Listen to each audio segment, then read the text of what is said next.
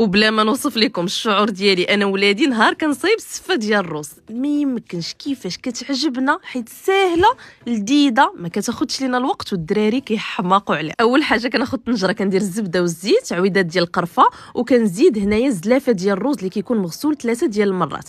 كنشحر ديك الروز ديالي مزيان حتى كيتلبسوا الحبيبات بالزبده. كنزيد السكر بنكهه البرتقال، حليب بودره، الملحه والزبيب اللي غسلته، وكندير 2 ليفات ديال الماء. كنخلط كلشي مزيان، وانا ما غنديروش الطنجره ديال الضغط، غنقص عليه ونخليه حتى كيطيب. من بعد كنزيد ليه السكر وكنبدا نخلطو. ها نتوما شوفوه تبارك الله كيفاش كيجي مفرك على بعضياته، لذيذ بزاف. هنايا غادي نقدمو في هذا المول هذا ديال الكيك، غادي نديرو في وسط المول وغادي نفيكسيه مزيان بالمعلقه، وهذا هو الشكل ديالو. بالنسبه للتزيين ديروا اللي بغيتو، انا زينت بالقرفه، شويه ديال اللوز درتو الفوق، شويه الورد وشويه ديال السكر كلاصي. التزيين كيبقى لكم اختياري، ما تنساوش تجربوها وتقولوا لي كيفاش جاتكم الوصفه.